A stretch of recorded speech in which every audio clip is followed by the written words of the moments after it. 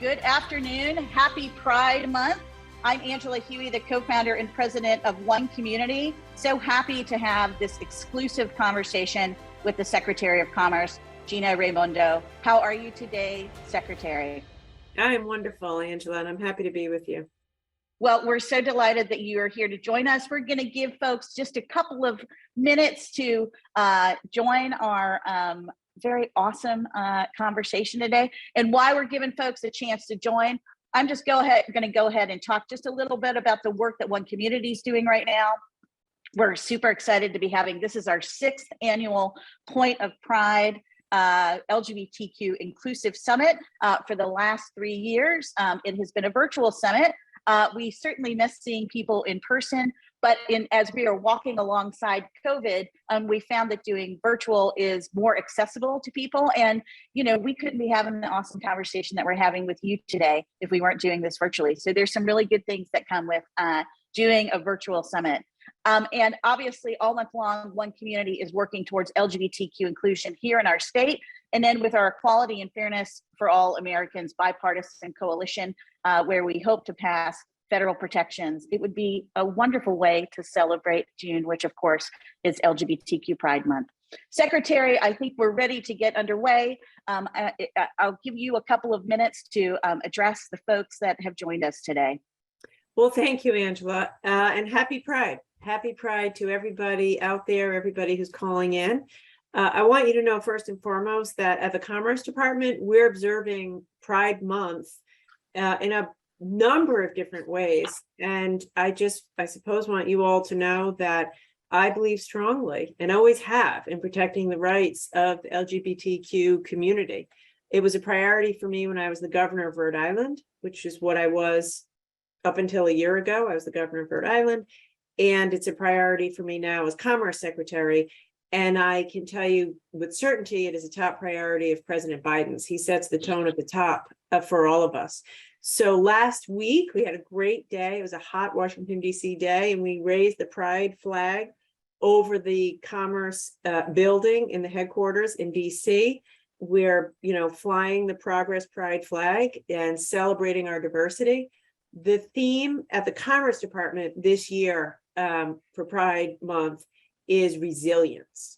And, Angela was talking about being virtual. We wouldn't have made it to where we are now if we weren't resilient. And we want to continue to be resilient. And being part of being resilient means embracing diversity. Because as organizations, as communities, as a country, we cannot be resilient and get through the ups and the downs if we don't embrace diversity. We must celebrate everyone's potential and tap into that potential. I'm a big believer. America's diversity is our greatest strength. It's our greatest competitive advantage. Everything I do at Commerce is to help the United States and companies and workers compete. And to compete, we have to tap into, celebrate, and embrace our diversity. So I've always been excited for Pride Month. It's an opportunity to reflect on the incredible strength, perseverance, and progress of the LGBTQ community, because it has been a lot of progress. But also, we cannot get complacent, right? Like, we need to appreciate and recognize that still today, for too many Americans, the fight to live freely and authentically isn't over. And that's so sad, but it's a reality. Transgender and gender nonconformity individuals, sadly, now are facing record levels of violence. In too many places, workers can still be fired for who they love. Across the country, states right now are enacting laws restricting schools from even mentioning sexual orientation. So I suppose what I would say to you is we at the Commerce Department are doing everything we can by building systems to collect data, measuring our progress, embracing the diversity, pushing this in the business community. But I would just say to all of us, let's celebrate Pride Month, but let's really recommit ourselves right here, right now, and every day this month to staying in the fight.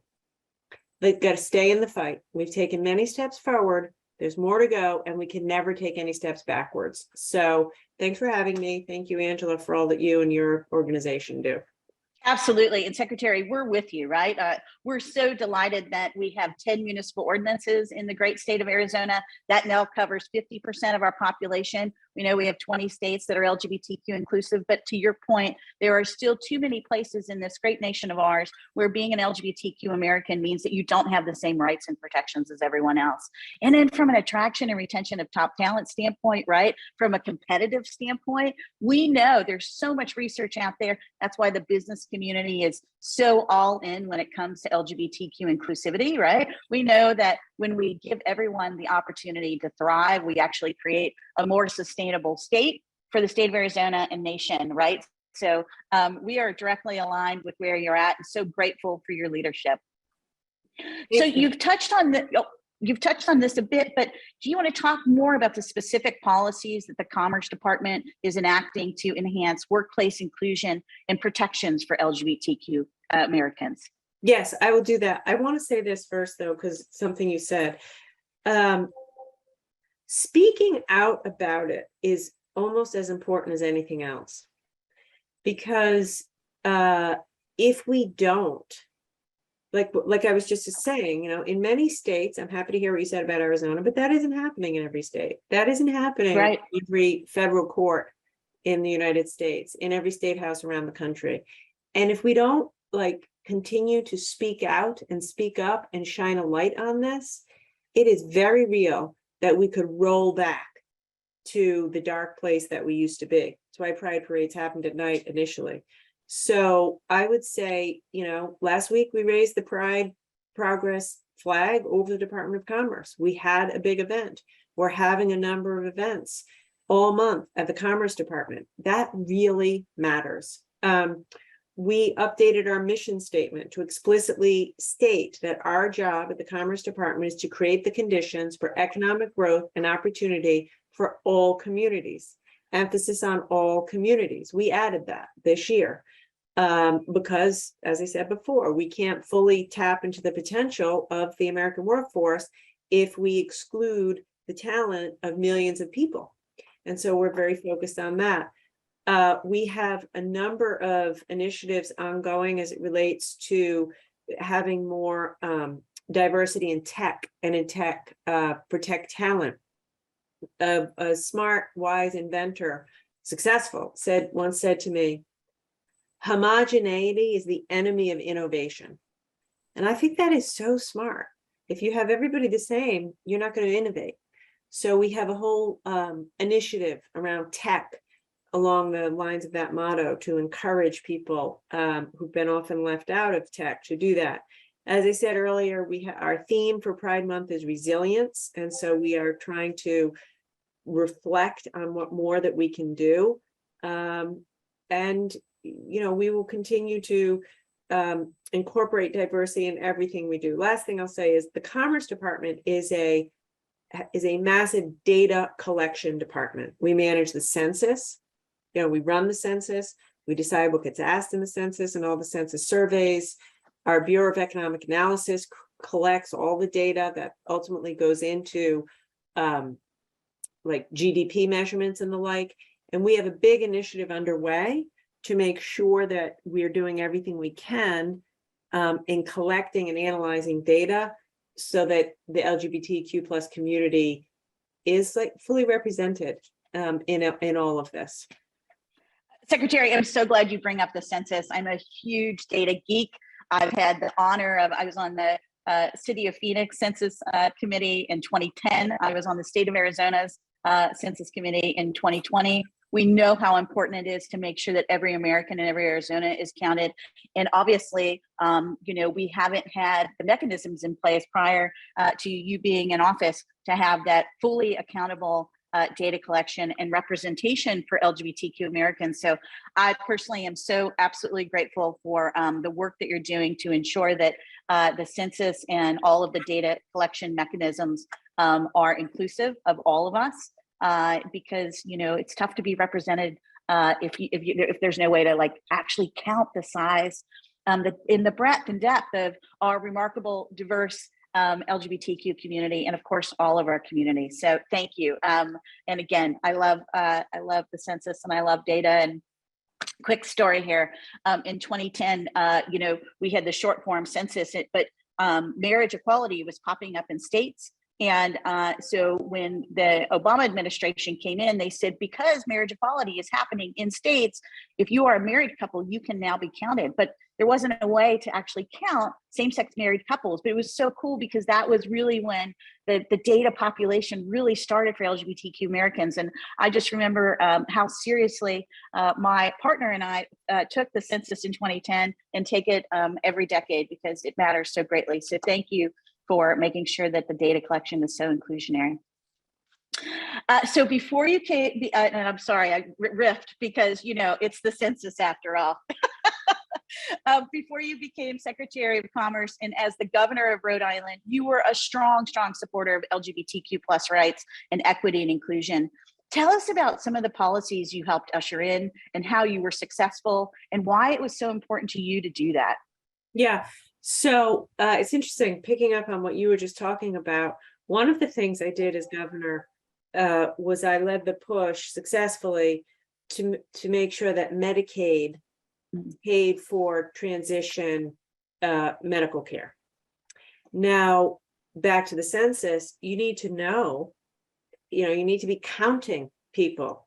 How many people are transgender in your state? How many people are in different categories in your state? You need to know that, and what kind of healthcare do they need? And so that's what we're doing now with the census. But when I was the governor, we successfully said Medicaid will cover transition services, vital healthcare, and that's something that was, really life-saving for a lot of people. I also was so proud that I signed a bill into law that protects LGBTQ youth from quote unquote conversion therapy. It's a horrible thing. I hate to even say it. But so I signed legislation into law to prevent that, get rid of that. I signed legislation into law known as the quote unquote Respect in Death Bill, which ensures transgender people's identities are respected and reflected on their death certificates. And, you might say, oh, why is that a big deal? It's a big deal because it provides dignity. It's a big deal because it sets clear procedures for funeral directors. Like it's all the indignities that people would face if we didn't do this. In 2019, I signed a bill that made it easier for veterans to get their state and local benefits if they were discharged from service based solely on their sexual orientation. Again, a horrible thing. You serve your country, you're dismissed because of your sexual orientation. You ought to be able to get your state and local benefits. So we took care of that. I announced Rhode Island would offer a gender neutral option on driver's licenses and birth certificates. Again, really practical, but makes a difference in people's lives. So I'll stop there. My husband and I were also extremely active in the fight for marriage equality here in Rhode Island. I wasn't yet governor, but we testified. I was the treasurer at that time and played a role in that. So we did a lot of things, but bottom line is it's the small practical things to access benefits, to access what I'm talking about, as well as the bigger things like marriage equality and speaking out, having a governor who speaks out, having a commerce secretary who speaks out. I think it all matters. It matters greatly. So first and foremost, I want to thank you for your service to Rhode Island, and what a wonderful place it must be to have been to live in if you were LGBTQ, right? Because we know how much work we have yet to do from a marriage equality standpoint. 1,138 rights and protections come with the civil marriage, right? And that covers just so many things that folks that may not be LGBTQ just don't even realize. It's interesting. Yes. My wife and I just purchased a home, and we lived in our starter home for 25 years because we had a baby called One Community. And I talk about sending a kid to college. One Community has taken a lot out of us and been such a remarkable journey for us for 13 years. But when we purchased our former home, we had to file joint tenant right of survivorship. because we didn't have legal protections. And I can't tell you what a cool experience it was to sit down and, sign all those pieces of paper, and it would just said Angela and Sherry, a married couple, right? So all of these rights and protections and these policies that you're working so just incredibly diligently at to ensure that LGBTQ Americans have the same rights and opportunities as other Americans. We're just incredibly grateful, Secretary. Another thing I did related to making it easier for LGBTQ couples to adopt kids or foster kids in a Rhode Island's foster care system. And I don't have the time. I don't want to spend everyone's time going in the minutia of how difficult and painful it was for a married gay couple to adopt or foster. And so we changed the paperwork, just kind of what you were saying, you just ought to be able to sign. And, married couple, we are, moms to this kid. So we did a lot around streamlining that. Well, and that matters, right? Because what matters to a child is that they have a loving home, right? And in particular, kiddos that have gone through our foster system, right? They come with some additional challenges sometimes because of their experiences, and so just being in a loving home makes it's such a big difference in how that kiddo is going to grow up and the opportunities they have ahead of them. So again, we have this saying at One Community, it's not just about allyship, it's about actionable allyship. And it is such an honor to be having this conversation with you. And I'm so grateful for your actionable allyship, both as governor and now as the Secretary of Commerce. So let's talk about the nuts and bolts and just the fact that doing the right thing is actually really, really good for business as well. Can you talk a little bit about how diversity and equity and inclusion policies strengthen our workforce and the economy? Yes, absolutely. So first, let me say, I live it. So I have 56,000 employees at the Commerce Department. We last year launched an equity council, which devotes necessary resources and embeds an equity lens into everything that we do.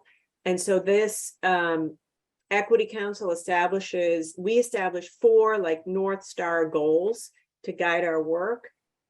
Goals include a focus on internal equity in the department, external equity with our stakeholders, measuring our progress, establishing infrastructure which sustains equity for the long term. And I would just say, we are more productive. I see it as an employer. People are more motivated. We're able to attract and retain the best and the brightest. People work better if they feel embraced and included and encouraged and supported at their job. So that's, to my mind, it's just, again, as an employer, I see it. Beyond that, as I said earlier, my view is that, especially in innovation-related industries, you cannot survive if you don't embrace diversity. It just will not work. And so I think it's crystal clear that companies and workplaces that embrace diversity are more creative, are more innovative, are more effective. And so that's just the nuts and bolts of the business. I used to, before being governor, before public service, I was in the venture capital business. I invested in startup companies. And, to be successful as a startup, you need to be fast. You need to find talent. You don't have time to discriminate. If you want if you want to win, you need the best talent. If you want the best talent, you can't discriminate. And you have to hire the best, and then you have to retain the best. And to retain the best, you have to have an inclusive, supportive workplace. So, we know we've missed communities like the LGBTQ community in the past. We do that to our detriment, and embracing folks will make us better economy. I'm with you all the way. We always say being LGBTQ inclusive, number one, is the right thing to do. And then number two, it's really good business too, right? And when we actually have policies in place that give LGBTQ Arizonans and Americans the same equal protections, we're literally creating a more sustainable model, both in our beautiful state of Arizona, and then of course in our nation as well. And so again, grateful for the wonderful work you're doing. Okay, so you have just such wonderful experiences. Let me ask you, what advice do you give LGBTQ plus community-based organizations across the country who are seeking to mobilize Americans to protect civil rights and foster inclusive environments for our businesses and workplaces? Okay, so my number one piece of advice, I'm going to reiterate something I said. Speak out, be visible. Don't let the LGBTQ plus community hide or be ashamed or be excluded. You know, I'm telling you, if we do, we'll go backwards. There are forces that want us to go backwards. There are forces that want the community to be silent and in the shadows. So be strong. Know you're on the right side of the long arc that bends towards justice and equality that Dr. King spoke about. Know that what we've been talking about, the economy is stronger, the country is stronger, your community is stronger if you are out and engaged and have equal civil rights. And just, like I say, just keep being visible and work with others, right? Like at a really local level, remind your family to join you. Remind your neighborhood to join you. Remind your coworkers to join you. Remind your politicians what they need to do. So I think that is really important. And then for those of us who are, you know, leaders of organizations or workplaces, it's really important to role model inclusive behavior. Role model inclusive behavior, set policies for inclusive behavior, and hold yourselves accountable. Like I said before, we are doing that at Commerce. These are our goals. These are our metrics. We're going to measure that and hold ourselves accountable. So anyway, it's an exciting month, and I'm just happy to be with you. Well, we're delighted, and here at One Community, you know, we know that this is about building, you know, a bipartisan coalition. We work with 3,500 businesses in the state that are truly welcoming and open for business to everyone. We understand that importance of socially responsible business advocacy, and I'm so grateful for the advice and time that you're spending with us today. We're almost at time. Is there anything else that you want to share with our viewers? I know you have such a busy schedule, so I don't want to keep you too long, but if there's anything else you'd like to mention, go for it. Thank you. Thank you to you for what you've been doing, 13 years of hard work. Thank you to your team. Thank you to everybody participating here. Happy Pride. You know, have great Pride ceremonies all over the country. These events joyously celebrate inclusiveness and equality. Lean into them, enjoy them, and like you say, let's just recommit ourselves to the work. Well, happy Pride, speak out, be visible. Thank you for being resilient. Thank you, Secretary, for leading and being an actionable ally. It is such a pleasure to spend time with you, and we look forward to celebrating many more inclusive policies along the way for LGBTQ Americans. Let's do it. Thank you, Angela. Thank you.